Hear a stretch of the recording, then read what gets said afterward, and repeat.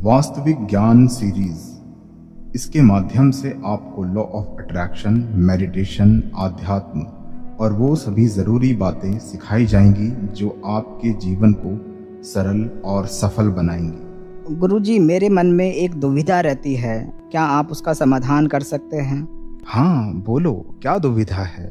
गुरुजी, मैं शादी के बारे में सोचता हूँ कि मैं शादी करूँ, कभी मैं सोचता हूँ ना करूँ, क्योंकि मैं दूसरे लोगों को परेशान देखता हूँ शादी के बाद। तो मेरा फैसला शादी करने का सही है या शादी ना करने का सही है? क्या आप मुझे इसके बारे में कुछ बता सकते हैं? ये तो बहुत ही मज़ेदार विषय है, इसके बारे में हम जरूर चर्चा करेंगे। शादी विवाह ये नाम सुनते ही स्त्री पुरुष, बच्चे बूढ़े सभी के मन हर्ष उल्लास से भर जाते हैं। लड़कियां नए नए वस्त्र बनवाने की तैयारियों में लग जाती हैं, पुरुष खाने पीने का कार्यक्रम तैयार कर लेते हैं, युवा नाच गाने की तैयारियां करते हैं और दूसरी तरफ बड़ी बड़ी आशा आकांक्षाओं के साथ नवयुवक और नवयुवतियां दाम्पत्य जीवन के सूत्र में बंधते हैं। बड़ी बड़ी रस्में अदा होती हैं, विवाह के रूप में बड़ा समारोह किया जाता है। गाजे बाजे, रोशनी, दावतें, लेन देन, बारात, जुलूस आदि के साथ दो प्राणी विवाह सूत्र में बंधते हैं।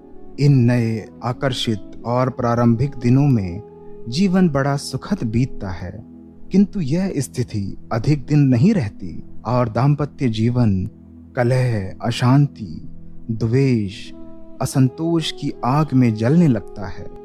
तुम इसी दुविधा से परेशान हो ना? इसी बात का डर तुम्हें सताता है ना? जी गुरुजी, बिल्कुल सही कहा आपने। गुरुजी, गृहस्थ जीवन का आधार क्या है? गृहस्थ जीवन की ये नींव किस आधार पर टिकी है? गृहस्थ जीवन समाज और संसार के विकास का आधार है, जिसमें स्त्री और पुरुष को विवाह संस्कार द्वारा रिश्तों की डोर में बांधा जाता है और उन्हें गृहस्थ जीवन का महत्व समझाया जाता है। इस जीवन के उद्देश्य और नियम बताए जाते हैं। गृहस्थ जीवन की यह नींव जिस आधार पर टिकी होती है, ये नियम उनको समझाना जरूरी भी है। यदि यह नींव कमजोर है तो इस गृहस्थ जीवन को लंबे समय तक निभाना मुश्किल हो जाता है, और यदि नींव मजबूत है और उसकी सुरक्षा के लिए जबरदस्त प्रयास हो रहे हैं तो फिर कैसे भी संकट क्यों ना आए, गृहस्थ जीवन तपोवन बना रहता है। गुरुजी, गृहस्थ जीवन में नवजीवन का संचार कैसे हो पाता है? नए जीवन की शुरुआत कैसे हो पाती है? गृहस्थ जीवन का मुख्य आधार प्रेम और आत्मीयता है।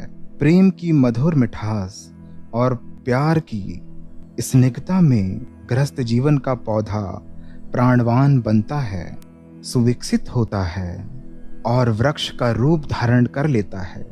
पौधा जब वृक्ष में विकसित होता है तो वह मजबूत हो जाता है और हर परिस्थिति को सहन करने में सक्षम हो पाता है और फूलों की खुशबू और साथ में फलों की मिठास को वितरित कर पाता है।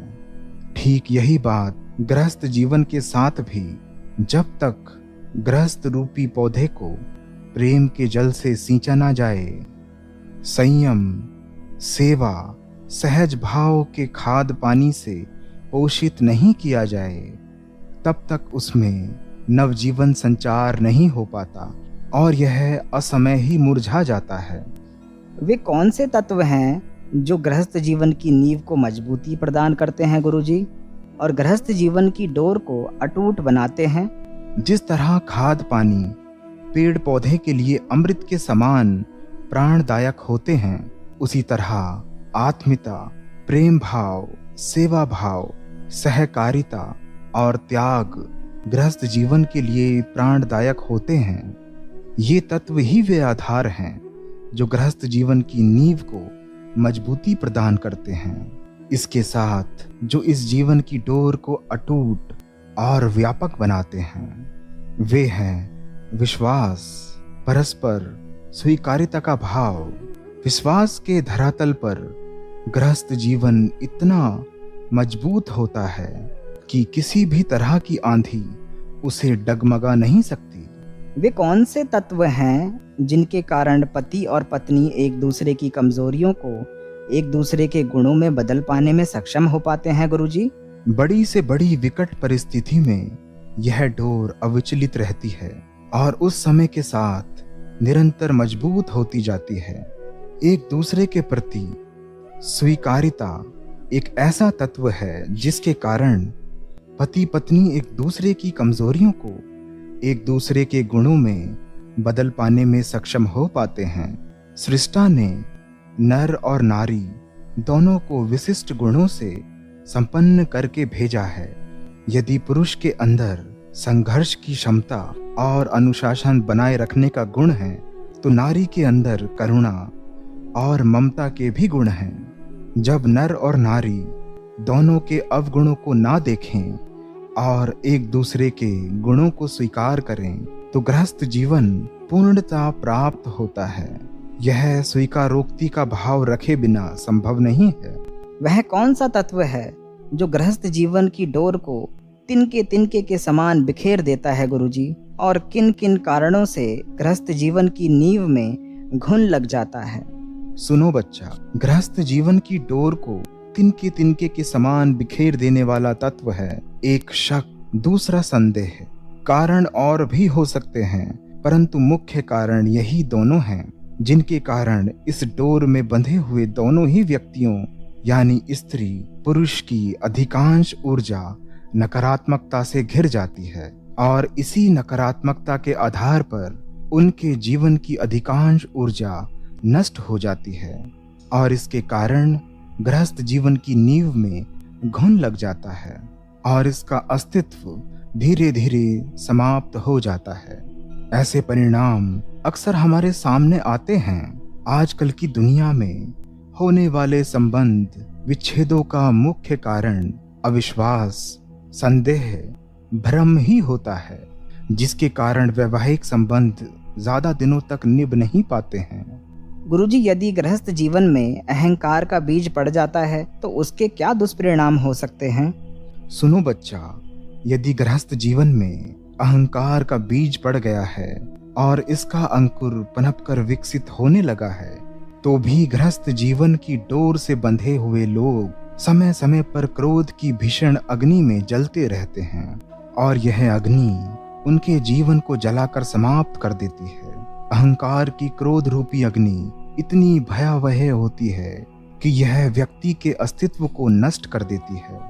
वर्तमान परिदृश्य पर यदि गौर किया जाए तो यह स्पष्ट होगा कि इसी अहंकार रूपी अग्नि के कारण अधिकांश लोग दूसरों को मृत्यु के घाट उतार देते हैं।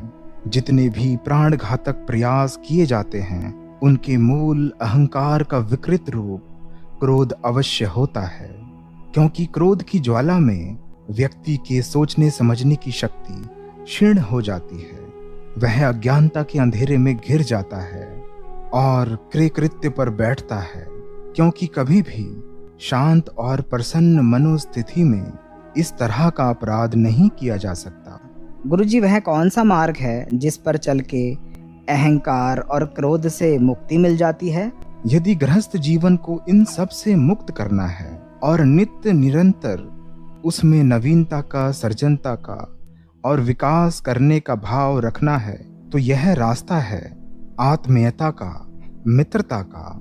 आत्मीयता ही दंपतियों को ऐसे धरातल पर ले जाती है जिसमें दोनों एक दूसरे को सम्मान देते हैं, एक दूसरे को समान समझते हैं, एक दूसरे का सहयोग करते हैं और समस्याओं को सुलझाने में एक दूसरे की मदद भी करते हैं। क्योंकि मित्रता होती है बराबर वाले में, जिनमें ना हो तो कोई बड़ा या कोई छोटा होगा, लेकिन जहाँ मित्रता होती है वहाँ ना तो कोई छोटा और ना कोई बड़ा होता है। मित्रता में ना तो अहंकार का स्थान है और ना ही क्रोध का। इसीलिए इस आधार पर विकसित हुए संबंध हमेशा मजबूत जीवन का आधार बनते हैं। गुरुजी, कुछ लोग कहते हैं कि शादी करके फंस गए, इससे अच्छे तो कुंवारे ही भले थे। ये वो लोग होते हैं जो दूसरों की शादी में खूब नाचते गाते हैं जब तक उनकी अपनी शादी नहीं हो जाती, और ऐसे गाने भी चलवाते हैं जैसे मेरा यार बना है दूल्हा, फूल खिले हैं दिल में, मेरी भी शादी हो जाए, दुआ करो सब मिलके। और जैसे आज मेरे यार की शादी है, लगता है जैसे सारे संसार की शादी है। ये उन्हें भी पता है कि वह भी संसार का ही हिस्सा है। यहाँ समझने वाली बात यह है कि शादी दो शरीर का मिलन ही नहीं है, दो आत्माओं का मिलन है। जो यह समझ नहीं पाते वही लोग ऐसी निराशावादी बातें करते हैं। अगर जोड़े के साथ प्यार देखना है तो जीवों में देखो और सीखो। कबूतर के बारे में यजुर्वेद में उदाहरण देते हुए बताया गया है, मित्र वरुणया भया कपोतान, मित्रता प्रेम और दाम्पत्य निष्ठा। मित्रता प्रेम और दाम्पत्य निष्ठा हम में कबूतरों जैसी हो। सारस भी ऐसा पक्षी है, जोड़े में अगर कोई एक बिछड़ जाए तो दूसरा बहुत दुखी होता है। पंडुक नर मर जाए तो उसकी मादा उसके शव में शरीर कूट कूट कर विलाप करती है। उसका वह आर्तनाद देखकर, बिलखना देखकर मनुष्य के भी आंसू आ जाते हैं और ऐसा लगता है कि मनुष्य में भी ऐसी निष्ठा और ऐसा प्रेम होता तो उसका जीवन भी कितना सुखमय होता। यह बात अपने दोस्त को भी बताना जो सब ये कहते हैं कि शादी करके फंस गए यार। गुरुजी, शादी के विषय में कुछ लोगों का कहना है कि शादी वह लड्डू है कि जो खाए वो पछताए और जो ना खाए वो भी पछताए। सुनो बच्चा, सबसे पहले तो तुम्हारा कथन ही गलत है। शादी कोई लड्डू नहीं है, शादी कोई मिठाई नहीं है। वे लोग तो ये बात कह सकते हैं जिनका मतलब शादी सिर्फ एक टाइम की दावत है। अगर शादी को कोई उपमा देनी है तो आंवले की देनी चाहिए। कहावत है कि आंवले का खाया और बड़ों का समझाया असर देर से दिखाता है। शादी से एक जोड़ा बनता है और जोड़े से परिवार, और परिवार का होना कितना जरूरी है ये सभी जानते हैं, क्योंकि हमारे सभी देवी देवताओं, संतों का जन्म परिवार में ही हुआ है। देवताओं में से सभी गृहस्थ हैं। ईश्वर के अवतारों में भी अधिकांश ने अपना गृहस्थ बनाया है। जैसे ब्रह्मा की पत्नी सावित्री, विष्णु जी की लक्ष्मी, शंकर जी की पत्नी पार्वती, इंद्र जी की पत्नी सची, बृहस्पति जी की पत्नी अरुंधति थी। ऐसे बहुत से उदाहरण हैं। अब तुम ये बात समझ गए होंगे कि शादी शादी है, उसे कोई मिठाई समझने की भूल ना करे। और बच्चा, अब तुम भी ये कभी नहीं सोचोगे कि तुम्हें भी शादी करके पछताना पड़ेगा। गुरुजी, गृहस्थ दंपतियों के बीच कैसा रिश्ता कायम होना चाहिए और किन कारण से जीवन कभी ऊबता नहीं है? गृहस्थ जीवन की डोर में बंधे हुए दंपतियों के बीच दोस्ती एक ऐसा रिश्ता कायम करती है जिसके कारण जीवन कभी ऊबता नहीं है। इसके कारण वैवाहिक जीवन में नवीनता का संचार हमेशा बना रहता है। जीवन हर पल, हर क्षण पहले से अधिक स्वस्थ और सुंदर होता जाता है, क्योंकि दोस्ती का आधार ही आत्मीयता है।